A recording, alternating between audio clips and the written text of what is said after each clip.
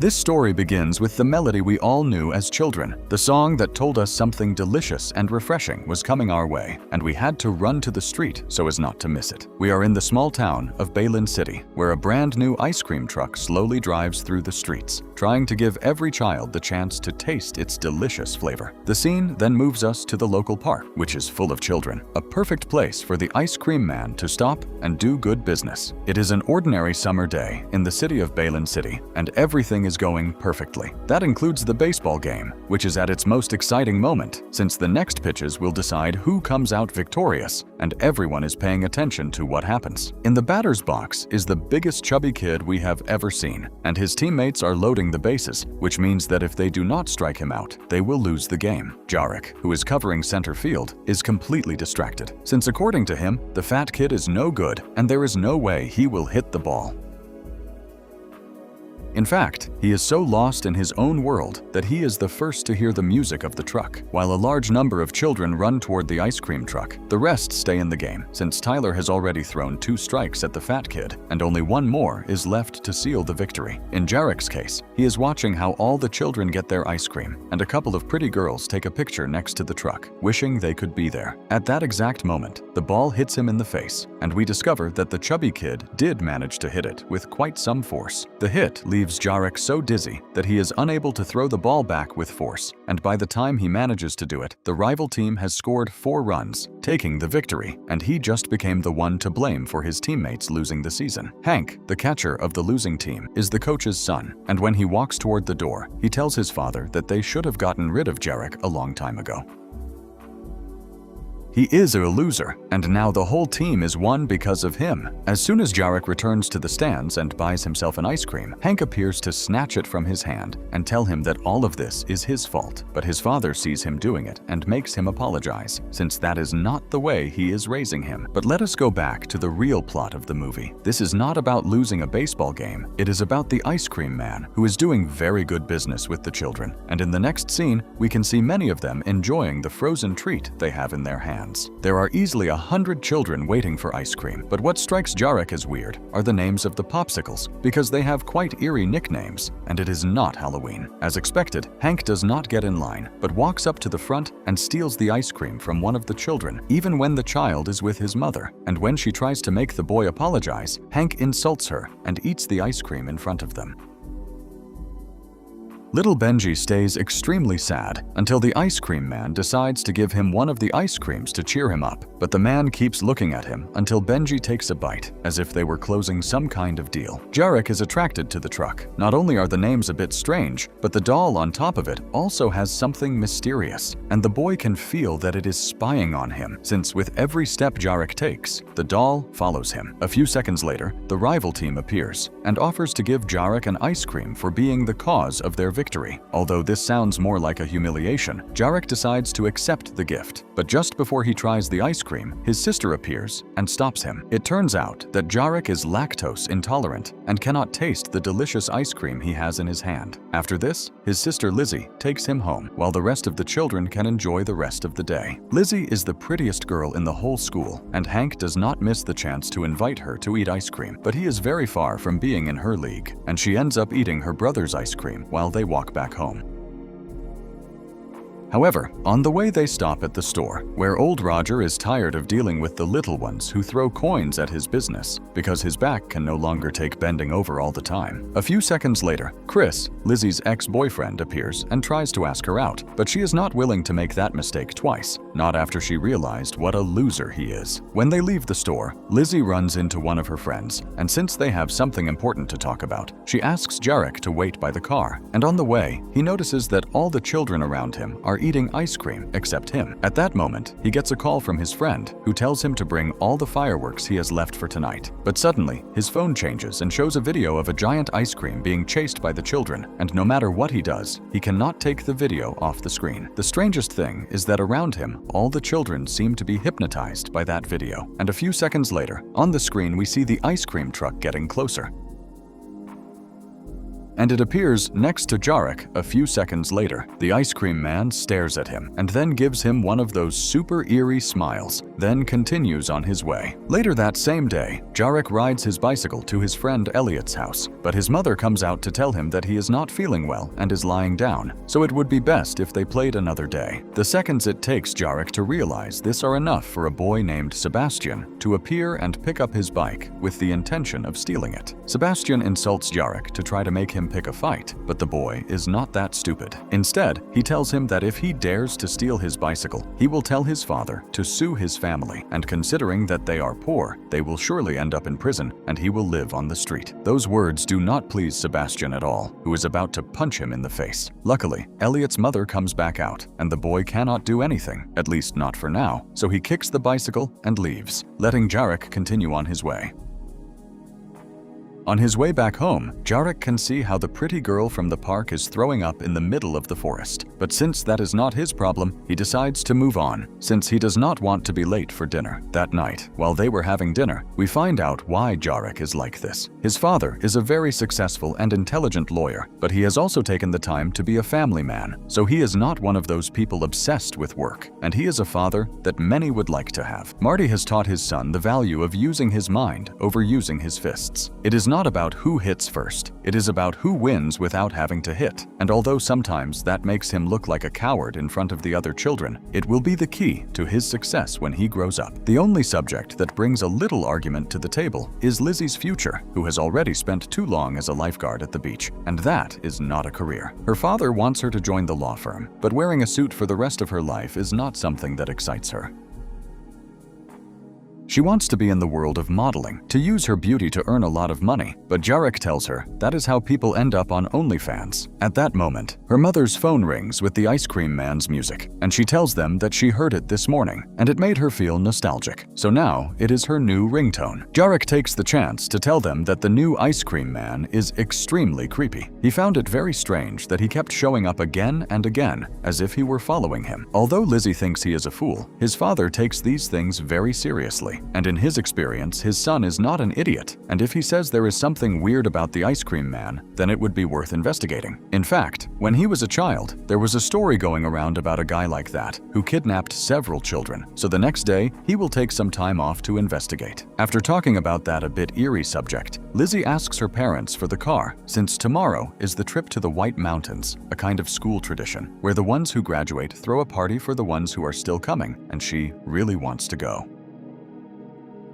However, going to that party means losing a day of classes, and that idea does not go down well with her parents, especially when Jarek tells them that at that party everyone gets intimate, and once again he ends up ruining his sister's plans. Lizzie gets up from the table annoyed, and although her parents will let her use the car, they will not let her go to that party, so she will have to come up with other plans, or as expected, she plans to disobey them. After dinner, the whole family goes to sleep, but in the middle of the night, Jarek hears that eerie music once again, and realizes that the ice cream truck has just passed in front of his house. One thing is the ice cream man during the day, serving the children, but another very different thing is that thing driving slowly through the streets at night, and as it passes by the houses, we can see that the children wake up. One of them wakes up slowly and walks straight to her parents' room, where a few seconds later, her mother wakes up and asks her if everything is okay, when she realizes that her whole face is covered in ice cream.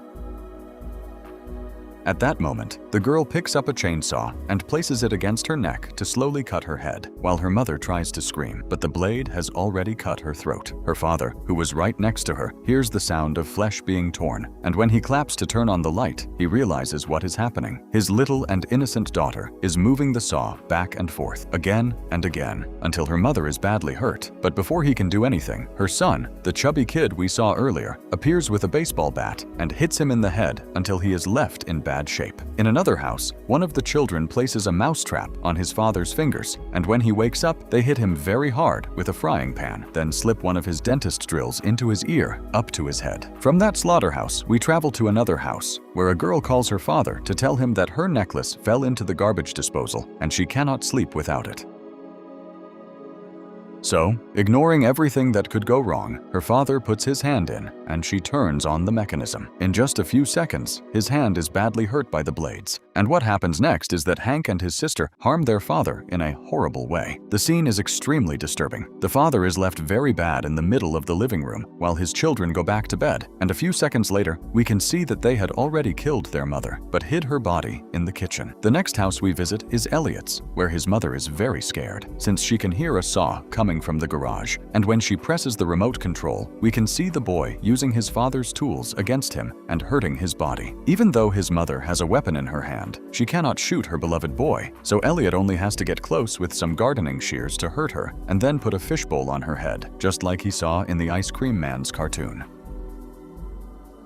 After visiting several houses where disturbing murders have just taken place, we realize that the children were not aware of what they were doing, but in their minds, they thought they were playing with the Ice Cream Man's cartoon. In fact, every atrocity they have committed has a special part in the cartoon, and although the children just committed a horrible act, they can only celebrate it by believing they are actually playing. Throughout the night, the truck keeps moving slowly through the streets. Meanwhile, along the way, it has already traveled. We can only hear the screams of all the death it caused with its music. The next morning, the girl who used the saw with her mother is walking down the sidewalk covered in blood, carrying her head under her arm. There she comes across an old woman who was walking her dog, and she asks her what happened and if she is okay. The little girl only answers that someone hurt her mom a lot, and when the old woman asks who, she says, "Me," and hurts her in the chest. Just a few streets away, Jarek's parents are about to leave for work when they notice that their neighbor left the door open, and that is not very common. But what seems even stranger to Marty is that the ice cream truck is parked right in front of their house at 6 in the morning, and it makes him think that Jarek was right after all, and that guy is creepy. While they drive away in the car, one of the children who killed his parents the night before trips. A man who was out exercising, and then more children showed up and attacked him until he died. Jarek comes out of the house a few seconds later and starts pedaling his bicycle on the way to school. Although on the way, he manages to see several children behaving strangely. Today is supposed to be the day when everyone skips class to go to the party, so he is not surprised when he realizes that the school is almost empty. Jarek manages to see Elliot, but she has ice cream on her face and ignores him completely, like many other children who just keep their way, ignoring everyone until they get to the classroom. All throughout the school, there are many children with ice cream on their faces acting like zombies, and although Jarek tries to communicate with them, none of them answer because they seem to be waiting for something. A few seconds later, we follow Tommy, another boy who is also lactose intolerant, and he finds it very strange that all his classmates are behaving this way, and he tries to ask the teacher what is going on. Mr. B tells him he does not know what is happening. Maybe they invented a new game of silence, or they are playing zombies, but none of his classmates have been willing to answer any of his questions. Jarek returns to the classroom empty-handed. He could not find Elliot anywhere, and as soon as he sits down, we realize that the ice cream truck is getting closer. Once the music reaches the children's ears, they begin to move and line up to leave the classroom. In fact, all the children in the whole school do the same. They stand up slowly and start walking, as if the music controlled them. The only ones who stay still are Jarek, Allison, one of the prettiest girls, and Tommy, who thinks this is the best joke of the year. Outside, the children line up and start receiving an ice cream, but Jarek tries to convince his friend not to eat the ice cream. At that moment, Hank shows up, offering him one and practically forcing him to eat it. A second before Jarek falls into the spell, Allison appears and knocks the ice cream out of his hand. At that moment, one of the girls falls to the floor and starts eating it. This is where we can see that one of the children falls and hurts his head, causing panic among the teacher, who was trying to get the children back to class. The teacher tries to call 911, but one of the children knocks the phone out of her hand, and a few seconds later, everyone starts laughing, while other children throw bricks at her from above, hitting her until she dies. Another teacher comes out immediately and starts calling for help, but the children give ice cream to the boy who fell, and he wakes up to attack the teacher. With his hands, he grabs him by the head, and this is where we discover that the ice cream not only keeps them under control, but also gives them incredible strength. The children surround the teacher and start to celebrate, while they make him very hurt. Jarek and Allison take this moment to try to escape, but other children appear and try to give them ice cream. Luckily, Tommy opens the door and helps them to get away as soon as possible. The last teacher who comes out to try to control them is killed by all the children who hit him until he is left very badly, while Allison Allison and the children try to run through the halls, they can see how the kids start to pull a teacher with force until she is left badly hurt. Allison separates from the kids and locks herself in an office, but the children are not willing to let her escape and start pouring gasoline under the door.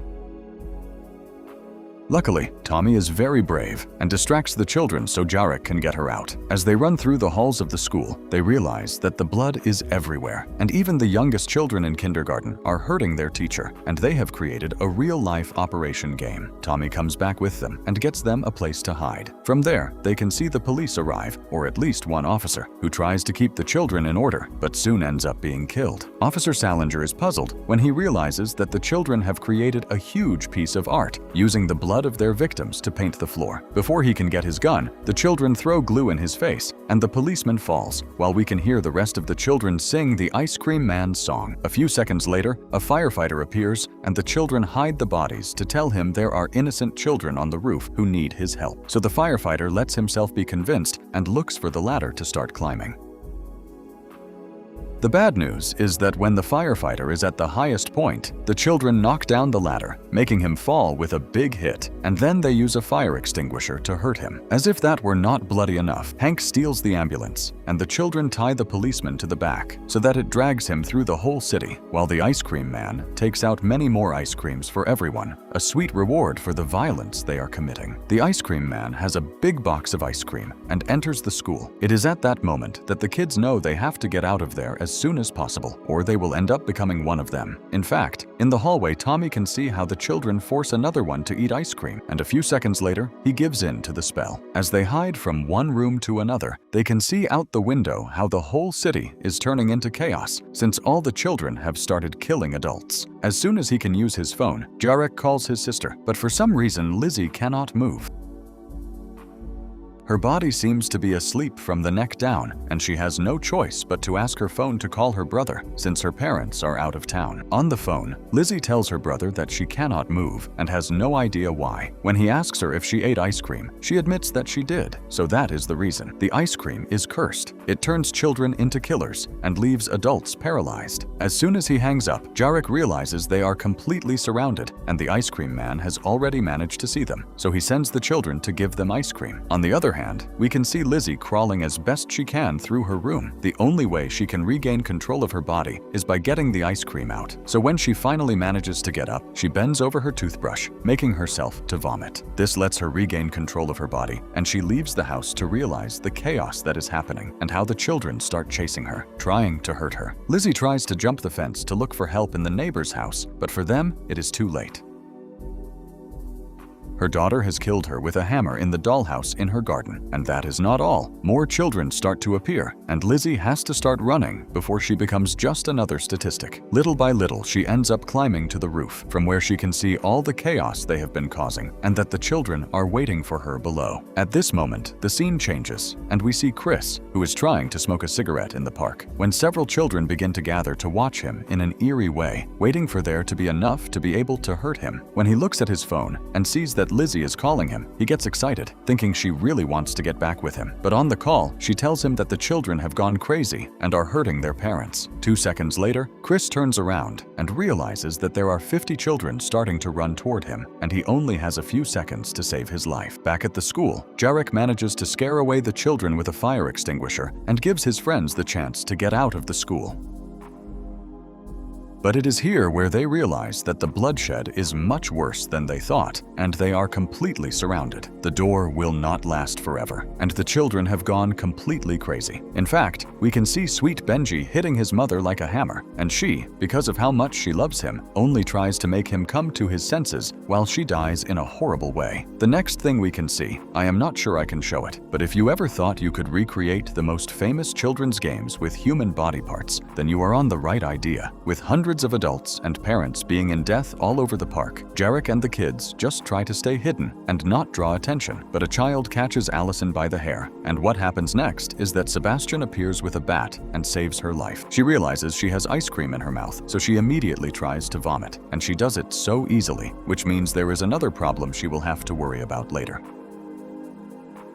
Unable to keep witnessing all this, they decide to make one last run toward the edge of the park, jumping over the fence. But Sebastian's chain gets stuck, and the ice cream man is coming closer. So the kids have no choice but to abandon him. When the children catch him, the only place left to hide is the church, where the priest has already been reached by the children. But Jarek keeps running down to the basement, where they will be safe until Lizzie arrives. The strange thing is that in the church basement, they find several buckets with the ice cream man's logo, and behind a door, there seems to be a huge machine running. The presence of the ice cream man, who appears a few seconds later, confirms the children that they have found his hiding place, and in a freezer room, the children find enough ice cream not just for the town, but for the whole city. Inside the freezer, they find a corpse, but a few seconds later, the old man wakes up and screams at them to keep the door open, but at that instant, it slams shut and leaves them trapped inside.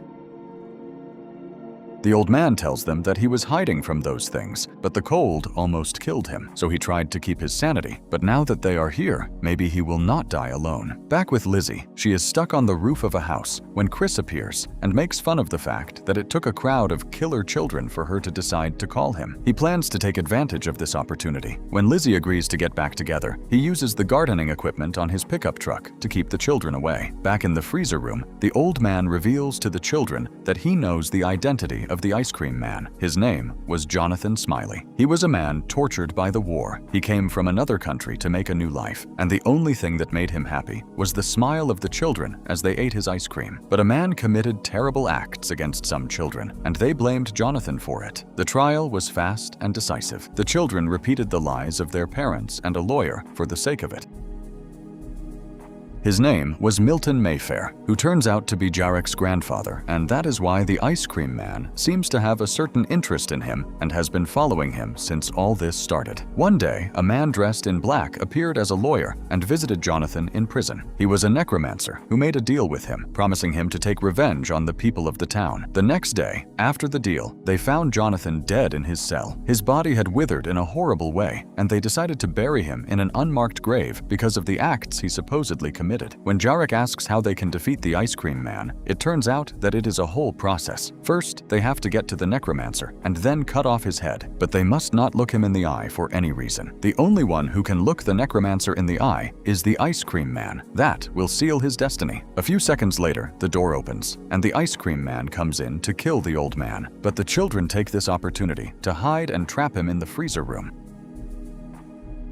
As they walk through the town, they realize that almost all the adults are dead, but Chris manages to find them, and they head to the cemetery. There, they have to find the unmarked grave, but one stands out, and it is because it is surrounded by many children who are holding hands, and the ice cream man is with them. A moment later, hundreds of children appear, and it is time to make a decision, so Chris takes it. The truck hits the ice cream man hard, but he does not come out hurt. He just smiles in an eerie way. After this, Chris offers to be careful while they go to the grave. The children manage to find the tree that seems to sweat ice cream, so they start digging immediately, but Elliot distracts them long enough for the children to catch Allison and force her to eat ice cream. Inside the grave, there are two bodies, covered by a tunic in the shape of ice cream, and he now knows where he got the names. When Chris is about to cut off the head of the necromancer, Elliot throws a sharp spoon at his back. Lizzie gets tired of waiting, and next to her brother, they cut off the necromancer's head, but they keep it covered with a tarp until the ice cream man finally appears.